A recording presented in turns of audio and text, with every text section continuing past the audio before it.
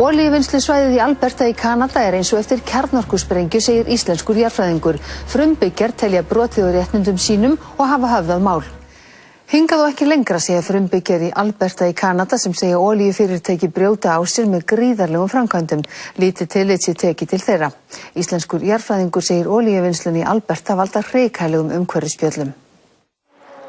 Talið að Kanadamenn sitja á öðrum mestu olíubirgðum heims með tjörusandinum í Alberta í vesturhluta landsins.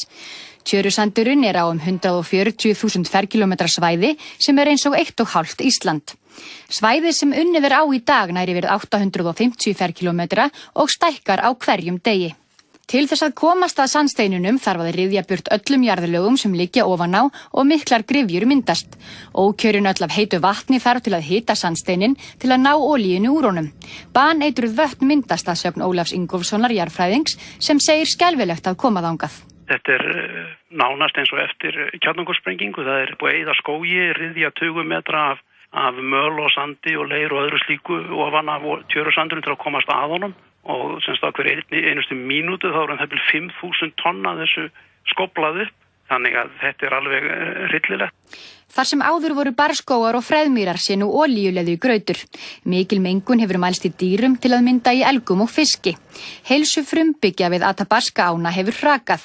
Þeir segjast þó hafa notið góðs af olíuiðnaðinum að mörgu leyti. Atvinna hefur skapast og mannvirki byggð. I've been given so much opportunity living here and thanks to a lot of the oil companies, but in turn, are there other things at stake? Þetta gerist allt of hratt og farið sé inn á ofmörg svæði. We don't want to lose what we have. It's the only place we have left that's sacred for our people.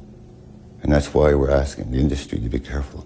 Frumbyggjar hafa nú höfðað mál gegn olíufyrirtækjunum til að tryggja að framkvæmdirnar séu gerðar í samráði við þá. What we'd like to see is for them to give us a break. We're all going to have to be office workers, I guess.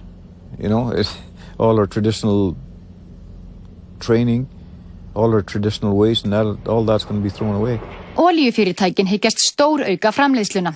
Þeir vilja ólmir flytja olíu til Kína og Bandaríkjamenn vilja frekar kaupa af þeim en Sádi-Aröbum. Það það bil 1,5 milljón tunna á dag sem numin í dag það bil af olíu.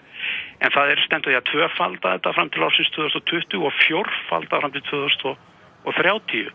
Á dögunum tilkynntu svo yfirvöld í Yukon að þau hefðu ákveðið að opna einar víðáttumestu óbyggðir í Norður-Ameríku fyrir námuvinnslu þvert á samkomulag við frumbyggja þar.